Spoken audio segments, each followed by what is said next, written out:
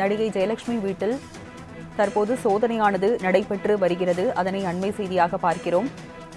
சென்னையில் பாஜக மாநில மகளிர் அணி துணைத் தலைவி வீட்டில் திருமங்கலம் போலீசார் சோதனை மேற்கொண்டு வருகின்றனர். விவரங்களை செய்தியாளர் ராகவேந்தர் வழங்க கேட்கலாம். ராகவேந்தர், எத்தனை மணி நேரமாக இந்த சோதனை நடைபெற்று வருகிறது? விவரங்கள் என்ன? தமிழ் திரையுலகில் முன்னணி பாடலாசிரியராக இருப்பவர் சேகன். இவர் மக்கள் நீதி மய்ய கட்சியின் நிர்வாகியும் இருக்கிறார். இவர் 2015ஆம் ஆண்டிலிருந்து சினேகன் அறக்கட்டளை நடத்தி வருவதாகவும் இதையடுத்து இவரது அறக்கட்டளையின் பெயரில் போலியாக சமூக வலைதளங்களில் தொடங்கிய சின்னத்திரை நடிகை ஜெயலட்சுமி பண வசூல் செய்து வருவதாக சென்னை காவல்துறை ஆணையர் அலுவலகத்தில் புகார் அளித்திருந்தார்.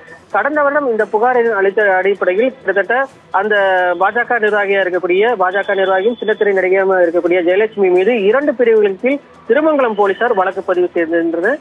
இந்த நிலையில் இது குறித்து நடிகை ஜெயலட்சுமி கூறியதாவது, நான் எந்த ஒரு தவறும் செய்யவில்லை என்று அவர் செய்தியாளருக்கு பேட்டி அளித்திருந்தார். தமக்கு இது போன்ற அறக்கட்டளை பெயரை தொடர்ந்து நடத்தி வருவதாக அவர் தெரிவித்திருந்தார். இந்த நிலையில் நீதிமன்றம் உத்தரவுப்படி, எழும்பூர் நீதிமன்றம் உத்தரவுப்படி திருமங்கலம் போலீசார் கிட்டத்தட்ட 5க்கும் மேற்பட்ட போலீசார் அவரது வீட்டில் இந்த சோதனையானது தற்போது நடைபெற்று வருவதாகவும், தற்போது கிட்டத்தட்ட 1 மணி நேரத்துக்கு மேலாக இந்த நடைபெற்று வருவதாகவும் கூறப்பட்டு வருகிறது. அதாவது இந்த அறக்கட்டளை பெயரில் எவ்வளவு பணம் வாங்கியிருக்கிறார் என்பது குறித்து இந்த சோதனையானது நடைபெற்று வருவதாக திருமங்கலம் போலீசார் தரப்பில் தெரிவிக்கப்பட்டிருக்கு.